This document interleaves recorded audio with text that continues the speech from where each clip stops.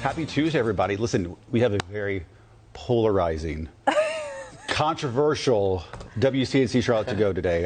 So just, be prepared. Be prepared. Be prepared. It could divide some households. So a brand new survey this morning taking aim at annoyances in the office.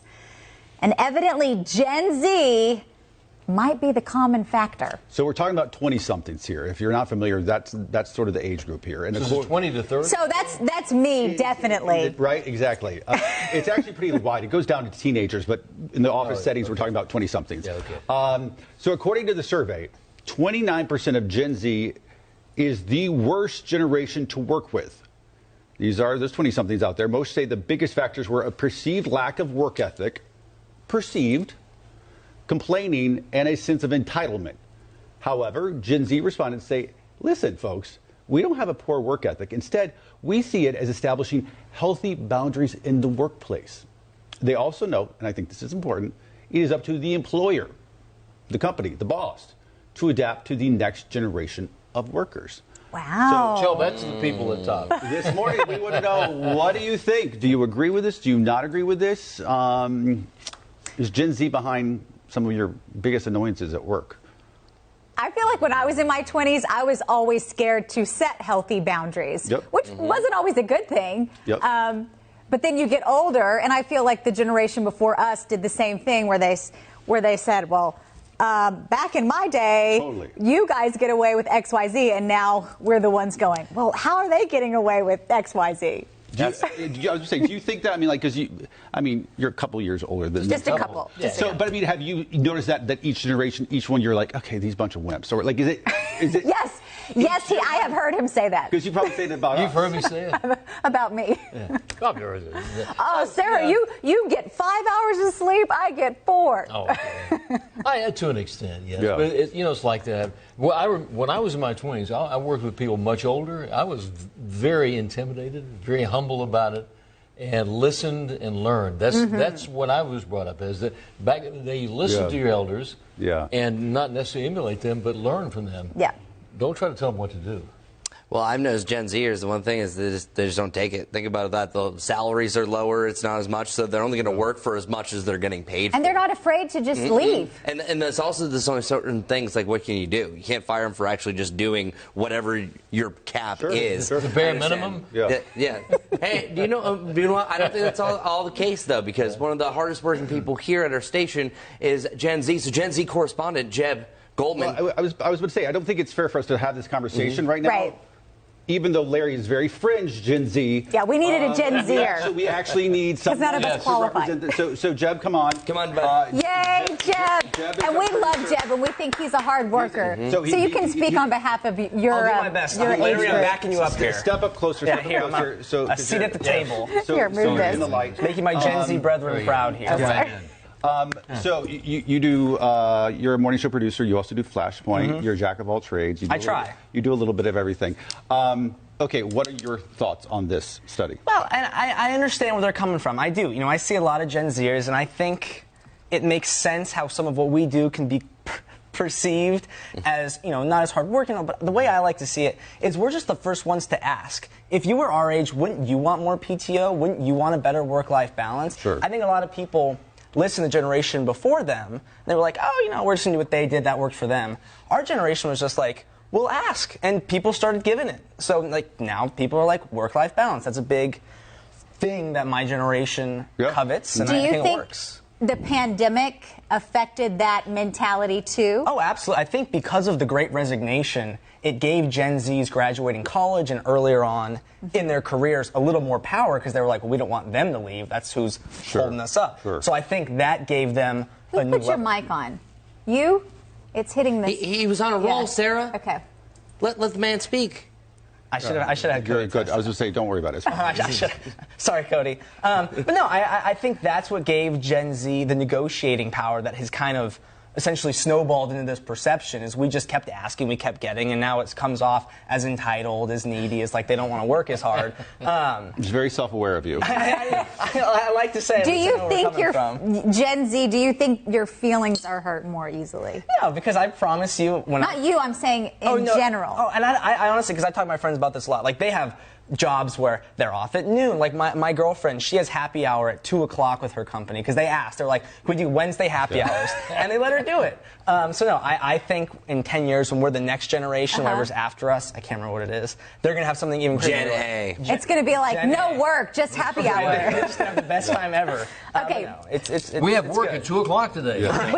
We are getting, well, technically we do get off at 12:30, but we get up at 2 a.m.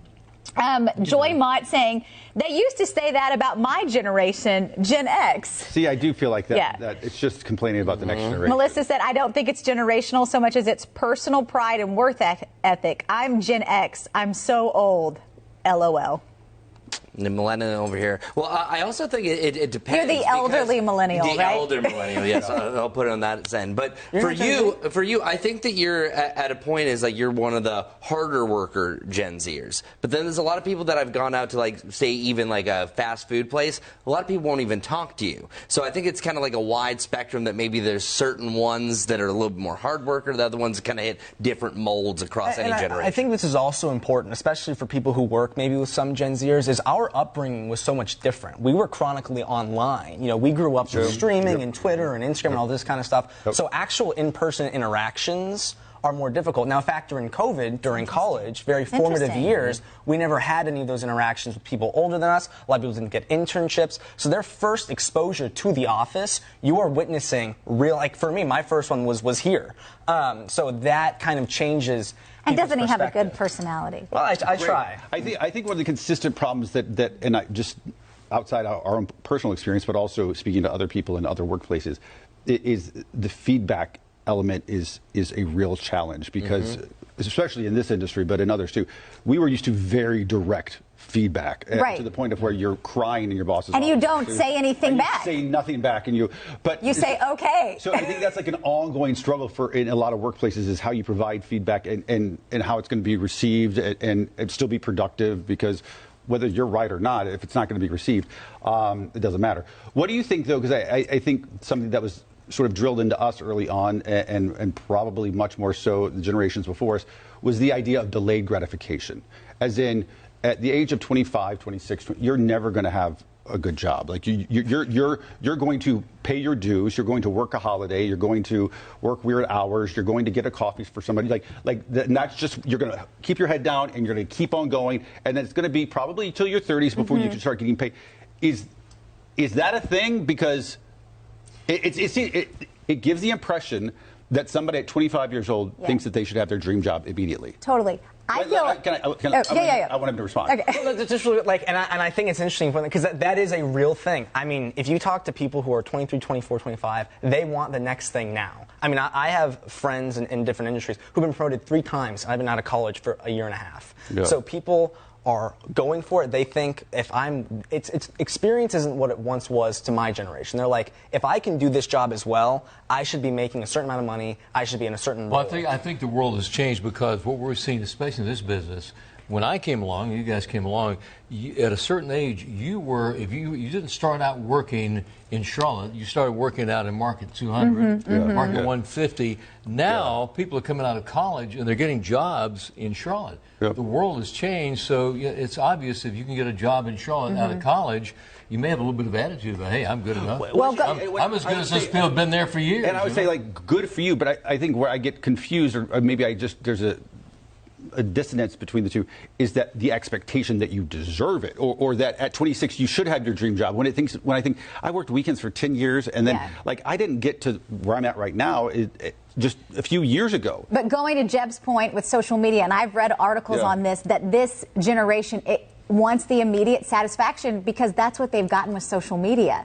You get that instant gratification So then what do you think with likes and comments. I honestly, and I think that's a great question. He's retired. That should be a What is going to happen? And think about it like this. On social media, like I have LinkedIn, right? So in Facebook, I have access to every single one of my friends' lives since I was in 3rd grade. Could you imagine I'm 23 now. I can't. So those who are super successful, I'm getting it right in my face all the time. Those who aren't, I never see. So the only thing I ever see when I open my phone is how great my friends and these amazing jobs. Like I have a friend who's at Apple's, is sitting courtside at the Warriors game. Like all these crazy, awesome lives they live, which totally great for them, amazing. But if I'm like, well, man, I'm not sitting courtside at the Hornets anytime soon. Well, I think that's social media for everybody. It's like even us who can post a highlight reel, we still see friends traveling or doing whatever, and you're like, oh, gosh. I think that really does affect anyone who's on social media. And as a millennial, for us to get on the internet initially, we would have to go beep, boom, with a bunch of sound. That's a little for after you, you've never had to deal with that. So I think it's kind of like more of a, I can immediately get on the internet. I want to immediately get what I want. For us, we're just waiting for the dial-up modem. So it's just kind of like we went a little bit slower. But I think the one thing to note that I really respect about Gen Z is that you said they want it now. Before you thought you had to pay the dues to the company. You had to be a company man and sit there for a long time. No, they moved from company to company to company because it's about yourself, not about the company itself. But it is interesting. I've had short-sighted. Huh? I don't know, because I've seen a lot of people that I know that you want to be a company person, but I think Gen Zers are kind of seeing like, what's in it for me? What's my best route? It's not like, oh, I'm going to do this for them. I'm going to do it for myself. And I think that it's a good way to kind of, especially with inflation, how much more expensive everything is doing the fast track instead of doing the old-fashioned way. Now. I mean, this comes from years. There's going to be a reality check in life.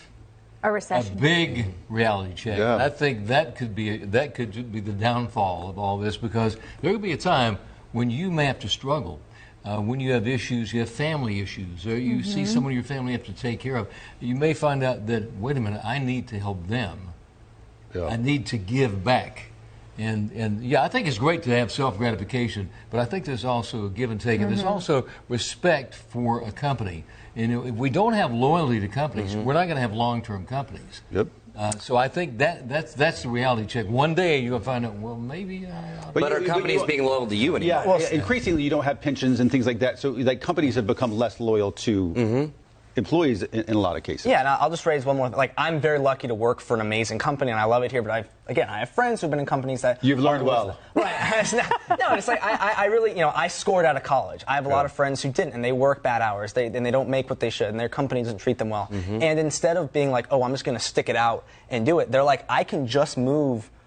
social media, LinkedIn. I can just move to a company that's going to give me that gratification and treat me the way I think I should be treated. So I think it goes back and forth, and it incentivizes companies to be better to the employee, who will then work harder for those companies. So I like to think in my fairy tale roses and unicorns world that it brings everybody up and everyone's benefiting. But obviously, you have a great attitude. You do. You really do. You break the mold compared to a lot. You really do. Well, thanks for being brave, for coming on. Yay. Appreciate it, Larry. It's good to back you up. You even brave Flashpoint Ben. I know. Drilling you. All right, have a good morning, everybody. Thank you. Sorry. That was really insightful. I like it. We should have more guests more often. I think we should. What do you think? Hopefully, you pass the audition. You're going to be a regular guest. I think we did too. Make sure you send your parents this, by the way. Thanks, Jeff. All right, we'll see you back here tomorrow. Yeah.